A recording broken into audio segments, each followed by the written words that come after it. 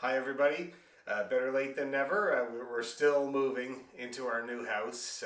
It's going to be a couple of more days before we're entirely in there. And I'd be very interested to find out whether you think I'm in my new space or not. I'll leave that up to you to figure out. But we still are in the throes of moving for sure. We've had a couple of setbacks, but we're getting in there. We'll be in there pretty soon, and we'll have lots of time before the reno starts at the other house. So yeah, so the only thing is, Mr. Tibbs, the cat, he does not like it here so far. He's very upset. Nobody got any sleep the night before last. He kept us all up. He was very, very angry at everybody for having to move, and he can't go outside. So hopefully he'll get over that. But anyway, okay, so we're going to do a practice video tonight, and we're going to address some of the things that people were talking about and mentioning in the last class at the beginning, which I thought were really, really good subjects and really good things to get into at this stage of the game. So I remember Deborah had talked about chording, or we can't play chords on the fiddle, unfortunately. We can only play two notes at a time. We can kind of do a chord, broken chord there, but it's not a full one like the piano or the guitar, where you can play all the notes at once. On the piano, it gets out of hand. On the guitar, it's 6 at once. On the piano, it can be up to, you know, like 10. We had a guy in our jazz program at St. FX. Everybody called him Ernie 11 Fingers because his chords, I swear to God, there was 11 notes in there. And that's, to me, that's very challenging. I think one note at a time, being a fiddle player, and two notes at a time if I'm backing or playing a lot of double stops, and that's about as far as it gets for me. But anyway, it's a great idea to work on double stops, of course. It's a great way to strengthen your bowing and your touch, learn more about your touch, and it helps your intonation, because when you have two notes going at the same time, you can use one to tune the other one. And it works really, really well for a lot of people. So here's what I propose. We're going to warm up. We're going to do a nice G major scale in arpeggio, the best one you've ever done.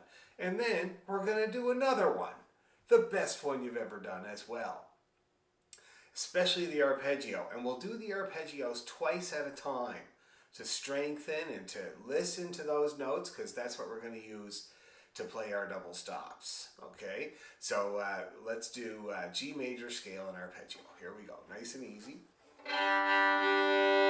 Okay, ready, and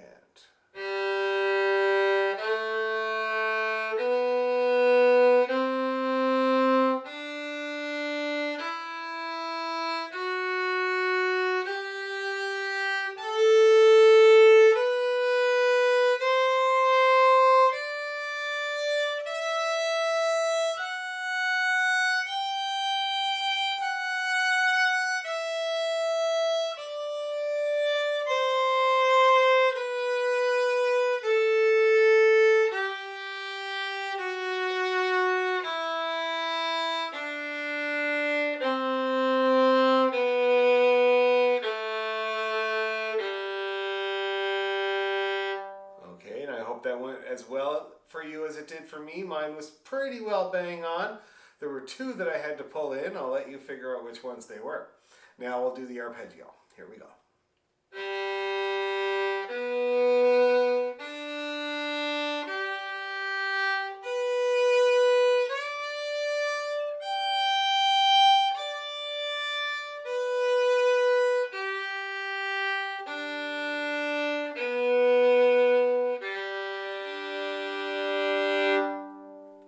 And let's do that again right away.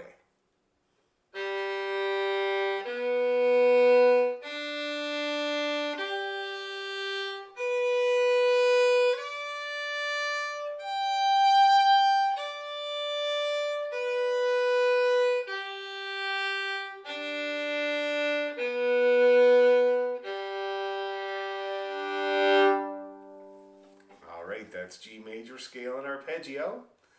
And I think it's best if we just do it again straight away, exactly like that, except better. Make sure your hand is in the comfy place, because it's going to need to be comfy to do the double stops. Okay, ready, and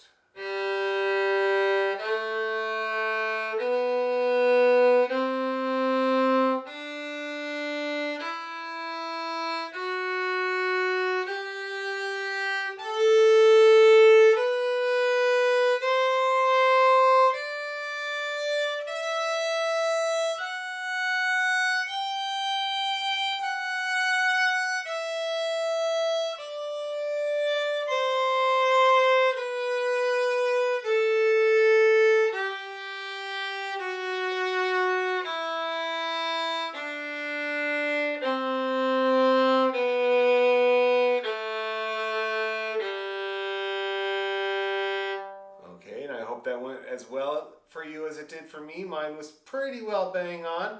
There were two that I had to pull in. I'll let you figure out which ones they were. Now we'll do the arpeggio. Here we go.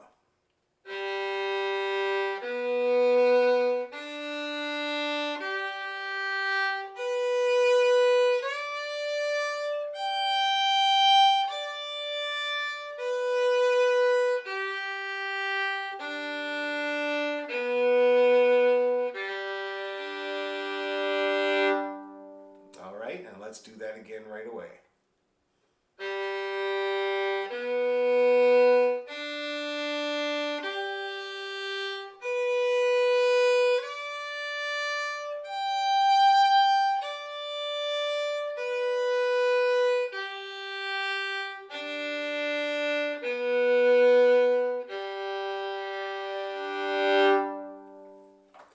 Okay, so now we're going to try these double stops with those arpeggio notes.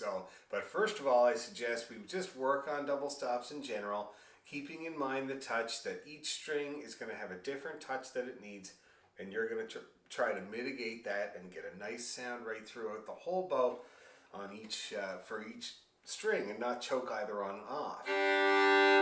Okay, so we'll start with the way that they taught me in Suzuki here, which is to do a down bow on the G string, starting on the G string. Doesn't really matter where you start, but I always like to start over here. So on the G string, and you pull that bow, and you do this here motion until you're touching that other string, and then you join her up. So let's try that.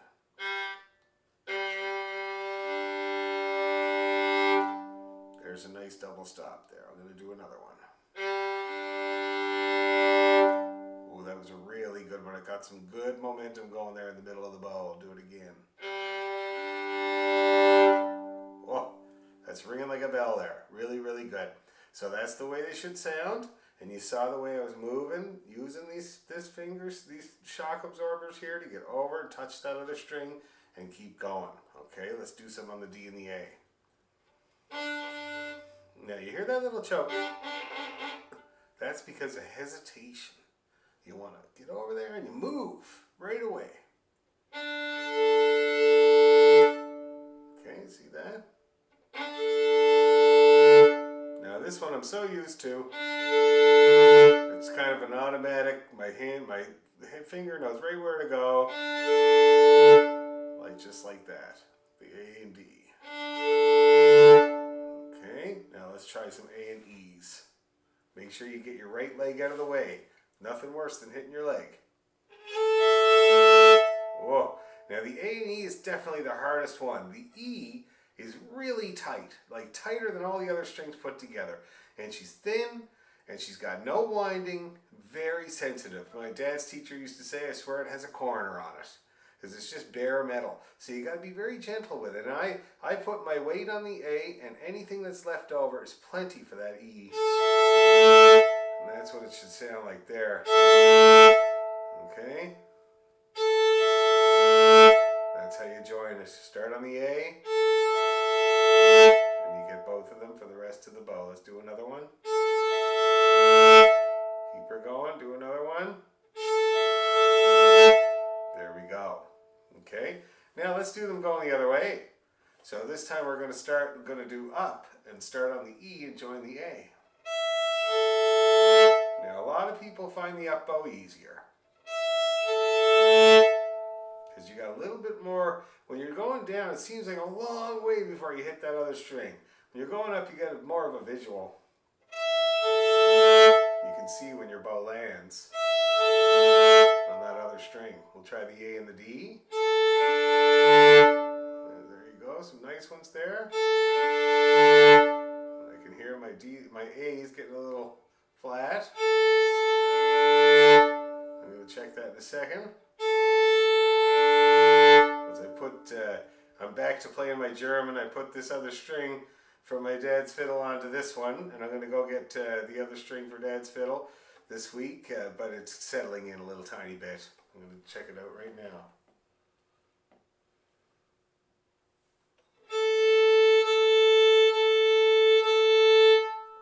Okay, it's all right. So a couple more.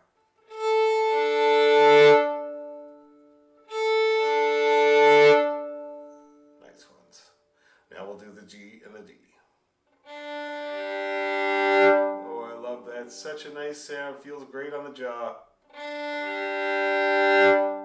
Oh yeah, nice double stop. You hear me getting a good momentum out of that string. Okay, and that's the GD double stop. All right, going up.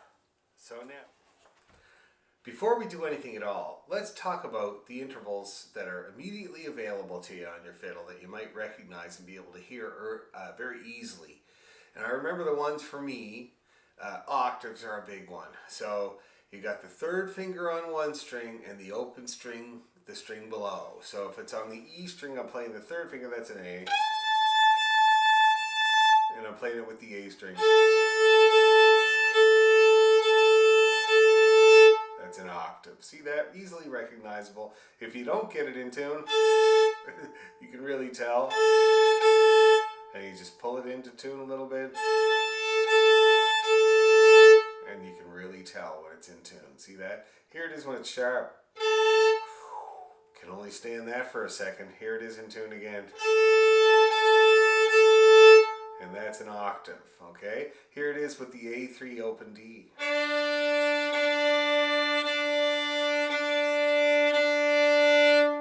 Here it is flat. Here it is in tune. Here it is sharp. There's a little bit of an edge there. Oh, it hurts. There it is in tune again to cleanse your palate. And then you got the lower octave, so that's D3 and open G. That's a G and a G. It's a nice one of my faves. The fiddle's built for it. So here it is a little flat again. Now you have noticed there with the D and the G, a little harder to tell that you're flat because the frequency is so slow. Not like the upper one, very fast. It's like a sawtooth. But with this one's a little slower.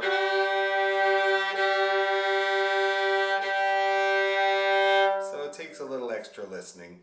And here it is sharp. It's faster. You wah wah wah wah wah wah. There it is in tune again to cleanse your palate. So I'll go over those again. So we got the upper octave, the A's, the D's, and the G's. Now that's a real go-to double stop for when I'm chording along to songs or even to a tune. I use that one quite often. It's a full sound. It gives you both ends of the spectrum there. Another one I use a lot is the second finger on the lower string and the open string above it. So we start down low, so we start with the G2 and the open D. That's a third. Those are 3 notes apart. See that? Very, very nice interval. Great for songs. Okay, that is it. There's it is in tune. Now, the third is a little different. It's not a perfect interval like the octave or the fifth or the fourth. So it's a little harder to tell when it's in tune because even when it's in tune, it has a little bit of modulation to it. That's bang on there. And now here it is flat. I think you can tell. And here it is in tune again. It has a brightness. That's the best way to try to look to tune the third is look for that nice brightness. Here it is sharp. It gets faster, and then we bring it back again. That's the third, okay? I use this one in the key of D all the time. F sharp and A together. D2 and open A together. Another third. And then the third in the upper octave, which is A2 and open E. So you can hear country music right there. So you very widely use that one, the third up there. So that's C sharp or A2 and open E. Okay, and those are really good ones to start with. I'll give you one more set I use all the time. And that's going to be the D1 and the open G. So that's the first finger on one string and the open string below it. So D1 and open G.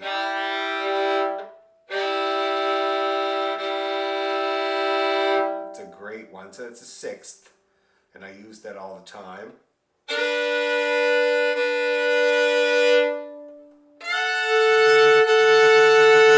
There they all are. See that? That's a really nice one. And you can switch it over. You can do the one on the lower string, the first finger on the lower string and the open string up above. That's a fourth, a really nice one.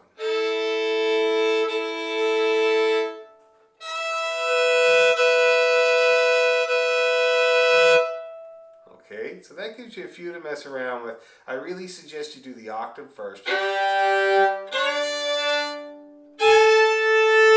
And then the third. And then probably the fourth, which is the first finger on the lower string and the open string above. And that's enough. There's a lot more. But that's enough to get you started, to listen to those notes and try to tune them. You know now how to do it with your bow, and you can now do the corresponding thing with your fingers to try to pull it in, pull the two notes together so that it sounds really nice. So those are just a few of the intervals available when you first start trying to double stop on the fiddle. So now we've practiced them all. Now we're going to try our arpeggio notes. So I'll just remind you, we did this a long time ago, but we got away from it. So we got the G and the D together. Whoops, sorry. Now the next note in the arpeggio is the B, and I'm going to play it with open D. The next note is the open D, so I'm just going to play it with the G string again. Now I'm going to play D3 open G. D3 A1. A3 open D. A3 E2. A3 E2 again. A3 open D. A1 D3. D3 open G. Opens. G2 open D. And open G open D. Okay, that's how that goes. Let's see if we can do it now kind of joined, where we don't have to stop between each one. All right? So we're going to kind of get the arm moving there and see if we can join them up.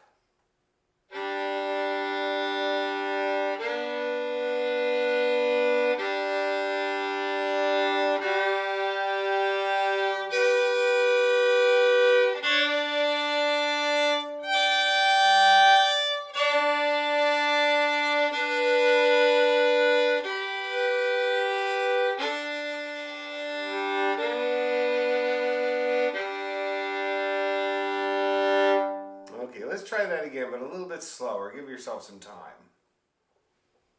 Open G, open D. G2, open D. Opens. D3, open G. A1, D3. A3, open D. A3, E2. A3 open D. A1 D3. D3 open D. Opens. G2 open D. Opens to finish. Okay, now let's do that again, exactly like that, and I'll call them out once more. Open G, open D. G2 open D. Opens. D3 open G. A1 D3. open D. A3 E2. A3 open D. A1 D3. D3 open D. Opens. G2 open D. Opens to finish. Alright, so if that was successful, now we're going to do it one more time, but this time instead of calling out the numbers, I'm going to call out the intervals. And just basically so that you guys get to know what intervals you're playing when you're playing two notes together. So just let your hands do the walking here. They just finished doing, your left hand just finished doing the same intervals as we're about to do, but I'm going to call them by the intervals this time. We start off with a fifth, G and the D together. Ready, go. Third.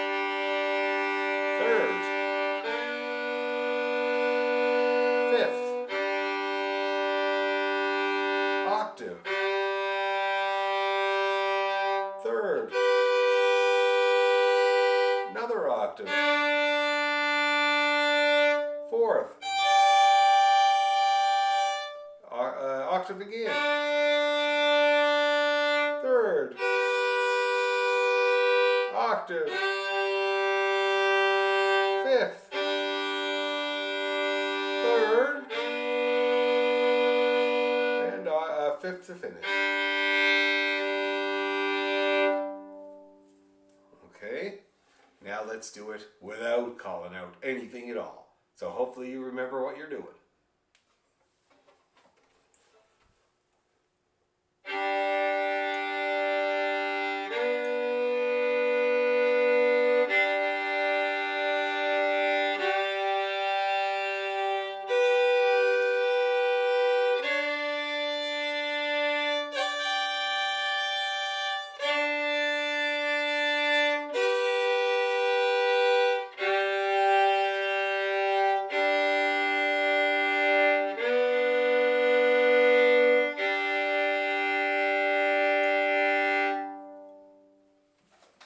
So now that we've practiced all these double stops, how would you use it in a tune? How would you put them in there and how would you know which ones to do? So let's take something real simple that everybody really knows. The Irish Washerwoman, the first part of the Irish Washerwoman. So first of all, I'll play it for you.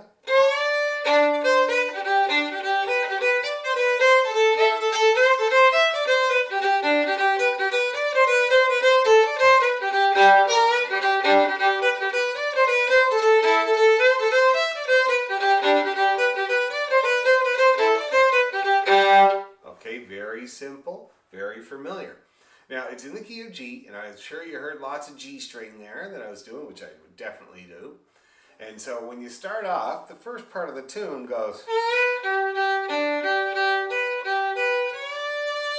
Okay, now you got that A1 and D3. Remember that from the double stop arpeggio practice there. That's the third. That's in the melody.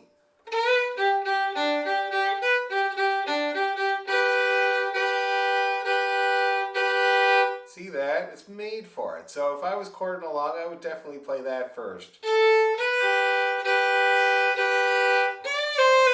And then this is the part of the tune, so that's what I would use for. I would play that right through that whole thing. See that? And then the next part.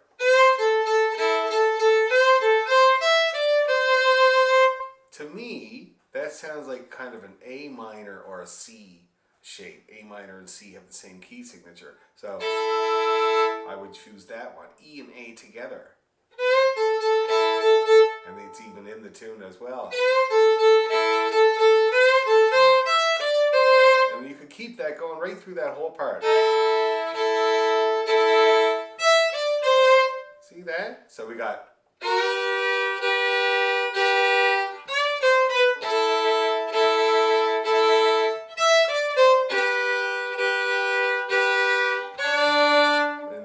The ending, I would probably go. And the chords usually move a little quicker in the ending.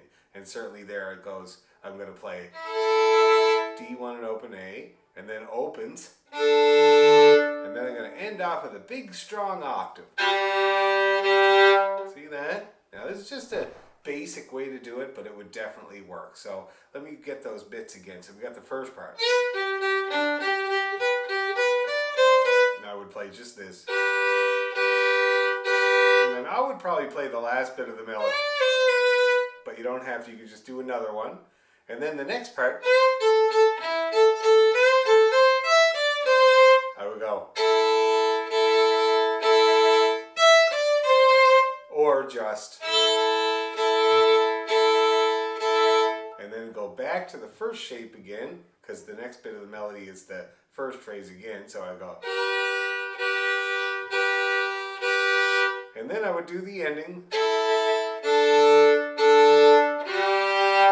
Like that. See that? And that's how you would chord along. So I'll do the whole thing in time here. We got.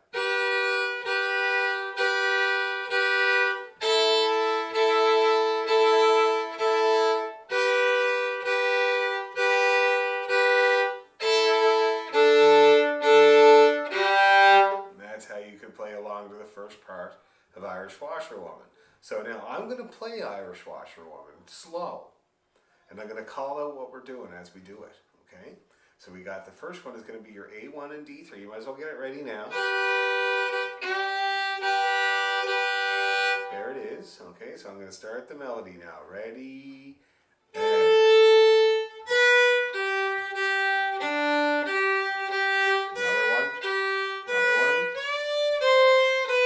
D1 and open A.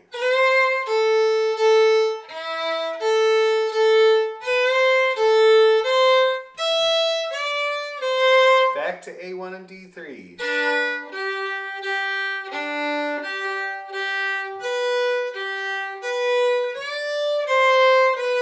Back to the D1 open A. Open A and open D. And then back to the D1 open A, and then the D3 open G. Again, A1 D3.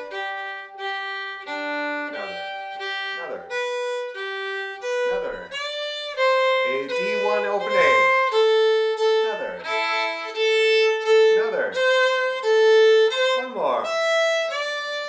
A1 D3.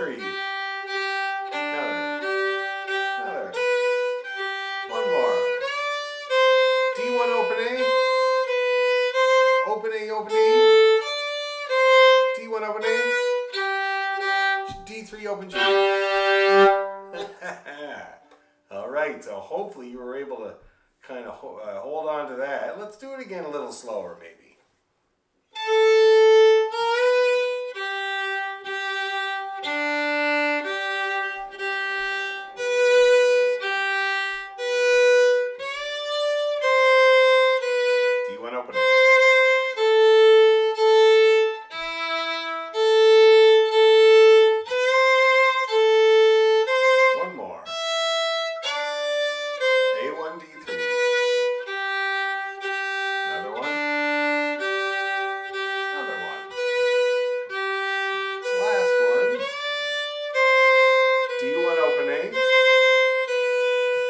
Opens A and B, D1 open A, D3 open G. Okay, that's your start, chording along.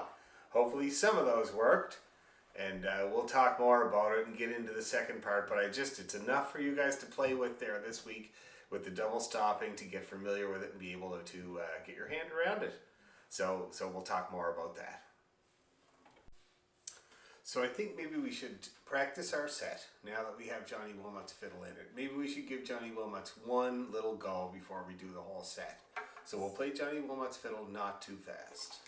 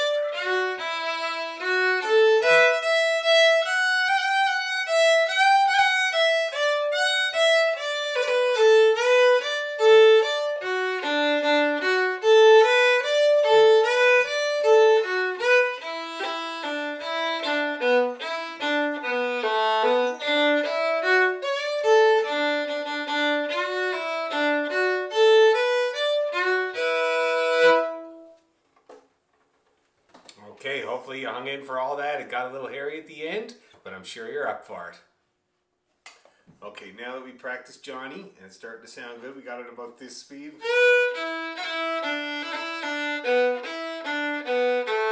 So now we're going to try the whole set. We'll play the Straspe just a bit slower than you'd usually play a Straspe, but the reels will do at this tempo so that we can get them all the same speed and uniform and consistent. So let's do it. Bagalog. We'll start with Bagalog, and we've done Huntington a lot, and I'm sure it's sounding great. So let's start with the harder stuff, the Bagalog.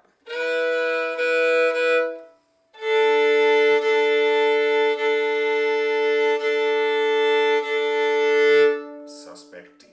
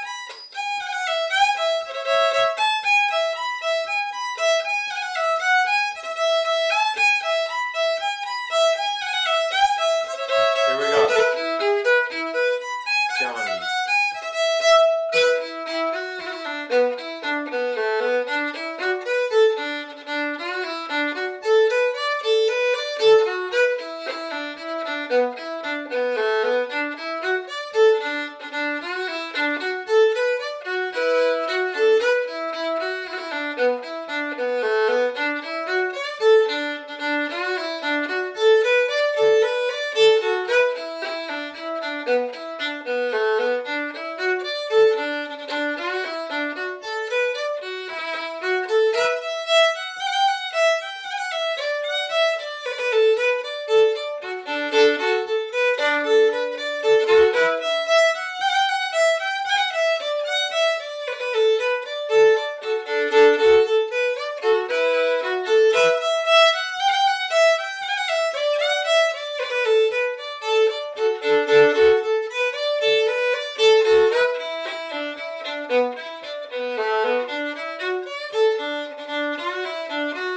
more.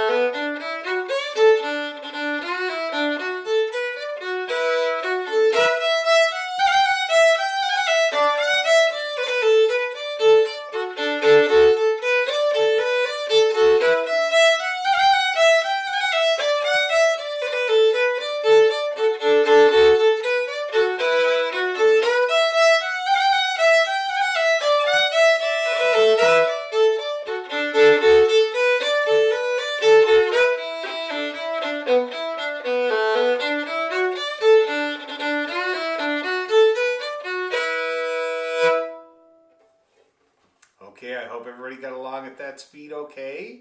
And just to let you know, oh, my metronome's finished. Dead. It was this. So if you have a metronome there in front of you, you can try to match this up. I'm thinking 70. I think.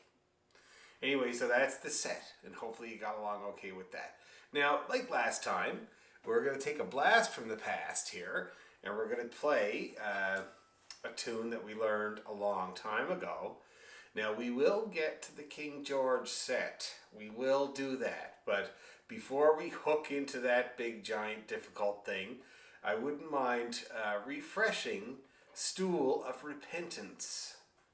All right, remember that? That was a long time ago when we first got together as a group. Now, there might be some of you that have not done it, I realize. And so, this is going to be, first of all, you can always go back to my YouTube video on the YouTube channel, and you can get it there. But also, we're going to kind of relearn it. I'm just going to look it up here, because I don't want to confuse anybody. Great tune in the key of A, just love it. Let's see here. Ooh, I don't see it in Sandy's book. Okay, I'll get it up on the internet. Stool.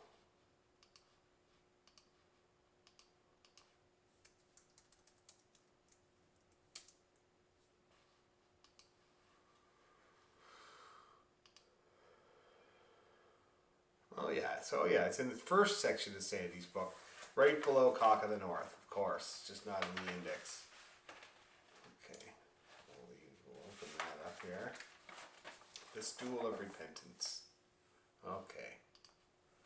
Now, I'm going to play it for you, just to remind you how it goes.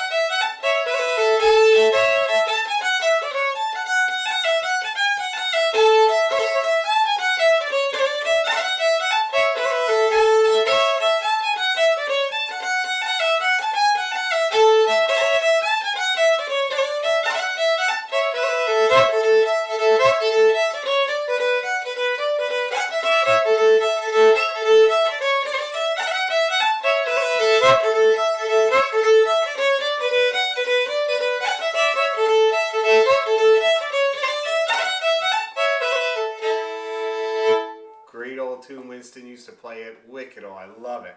Everybody plays it. It's great. It's just a great tune. So now, let's see if we can remember it, bring it back from the depths, shall we? So the first part has these long, short type of thing. There's a little scale up, scale down, more A. That part there, that's what I call that. And then the first phrase again. And then this great scale up down ending. See that? That's how that part's structured. Let's try the bits, shall we? The first couple of bars.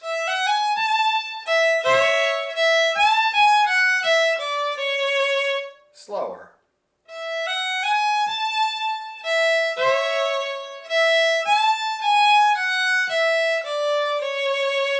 Okay, second couple of bars, middle phrase.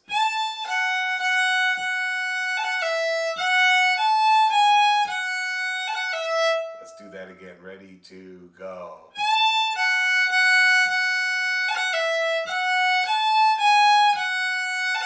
First phrase again.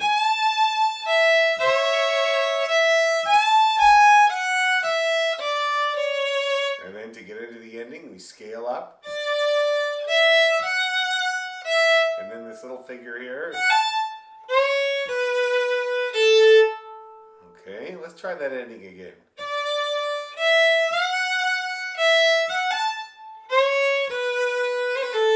Now let's string it all together.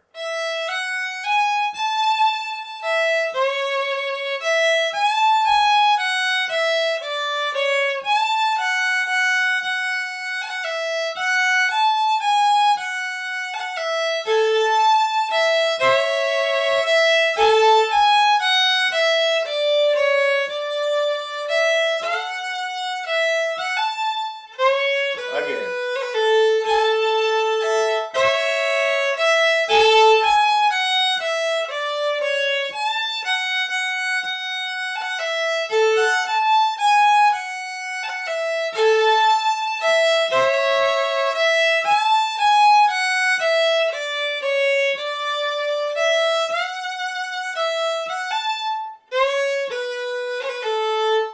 Okay, now the second part, I call it the Scottish washerwoman because it opens up exactly like the Irish washerwoman, except in the key of A. So, you know, the Irish washerwoman, this one is, see that? Almost exactly the same. But it's a Neil Gow tune, so it goes back as far as the Irish washerwoman, I'm sure, in 1700s. But anyway, so it's the C to the A, E to the A, C to the A, scale down, D to B, F to B, scale down. First part again.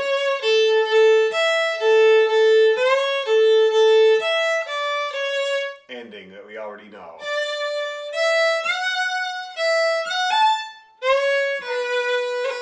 Let's try those bits together slow. Ready to first one.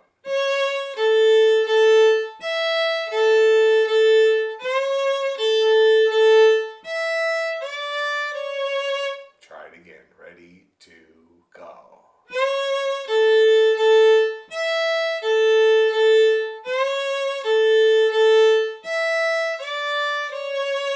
Second bit, D to B.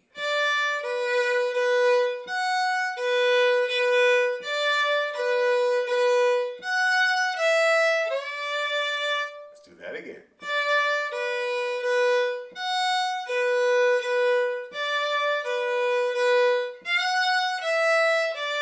First bit again.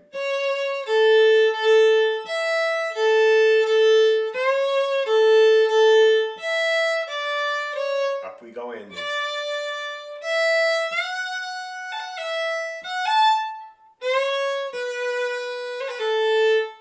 That's the second part. So let's drill that a little bit, shall we? C to A. Ready to go.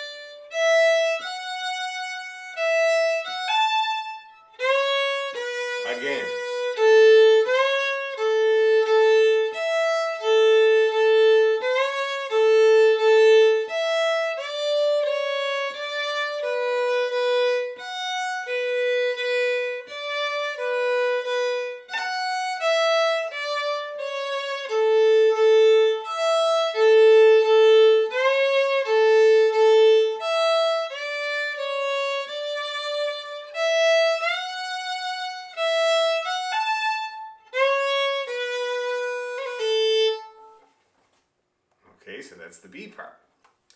Now, why don't we take it at that tempo, nice and easy, and play the whole damn thing? I think it'd be a great idea. So we'll start right from the top, and we'll remember to repeat each part, obviously, and we'll see how we do here. Ready to go.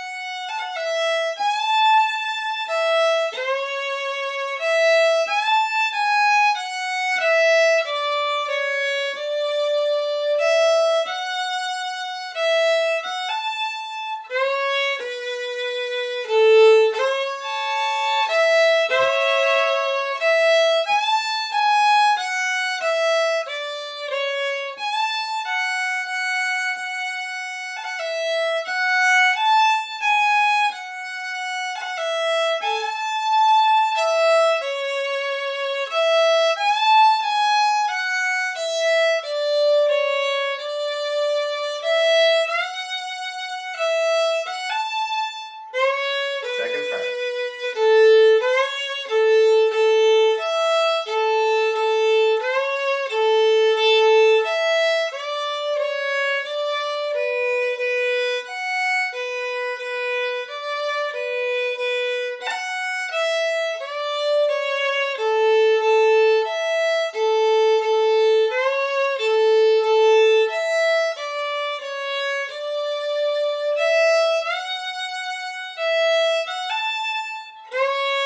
Repeat.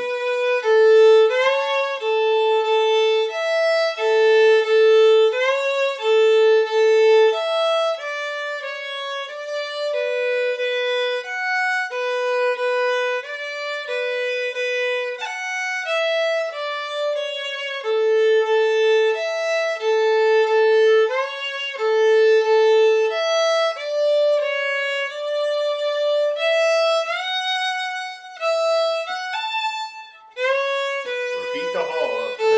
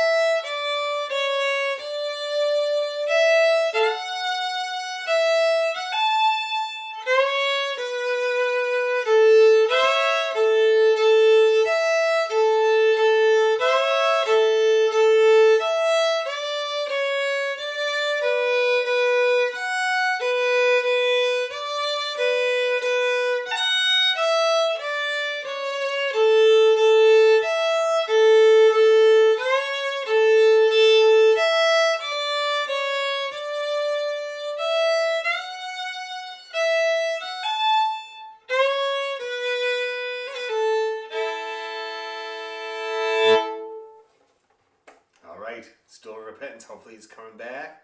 And for the newer people, hopefully you're getting it. And we'll try it now just a little tiny bit faster. Okay, let's do it. So it's going to be kind of like...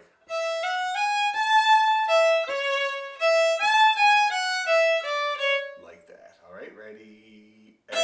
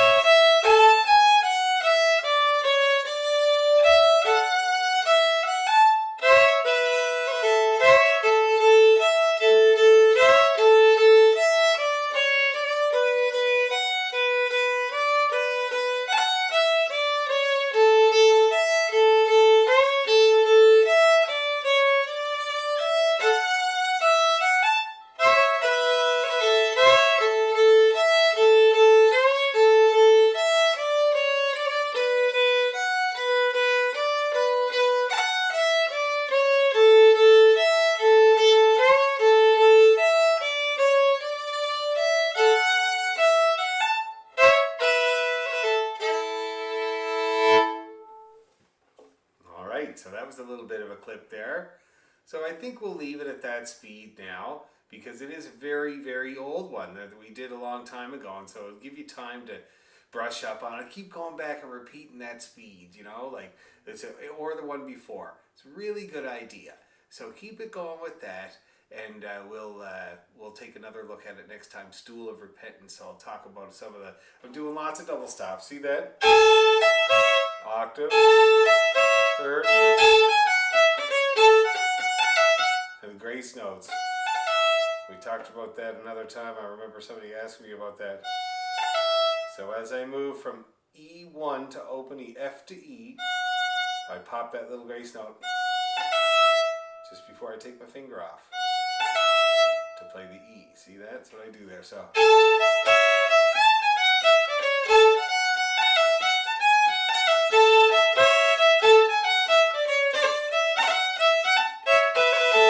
Another. And then. All with the E strings, really nice. In the second part, a little double stopping there. More there.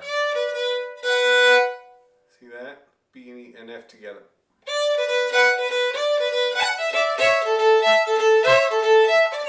Same ending. That's some of the ornaments I'm doing in there. Just some of them. There's more you can do, but it's a good start. I'll do it again.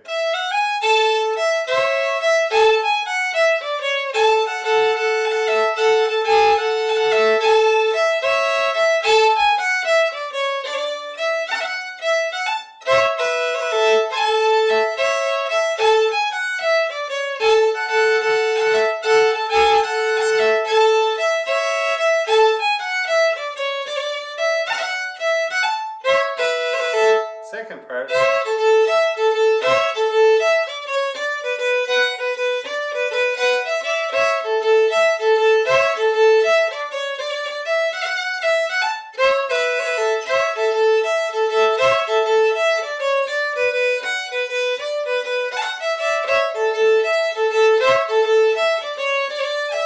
One more.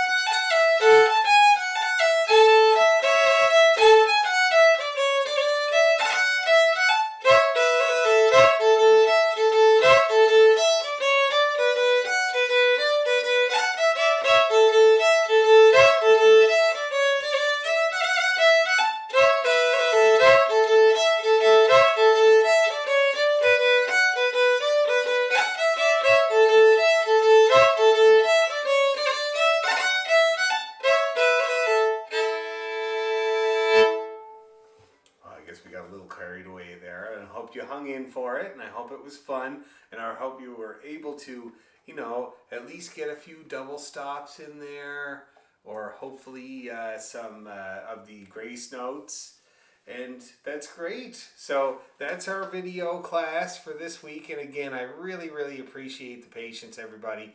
Like I said, we're just about into the new house altogether, but not quite, and it's been a lot of work, so I'm sorry this is late getting to you, but I really appreciate it. And it'll be business as usual on Thursday. There's nothing going on or anything like that. No, we'll be fully in here, so we'll see everyone at 7 on Thursday on Zoom, and what we're going to do is we're going to resurrect some more old ones, and we're going to work on some of the things Claire was talking about, which is the clarity. Clarity for Claire. Clarity while you're playing a tune. So we'll think about that in some exercises next time. Thanks a million, everybody. See you on Thursday.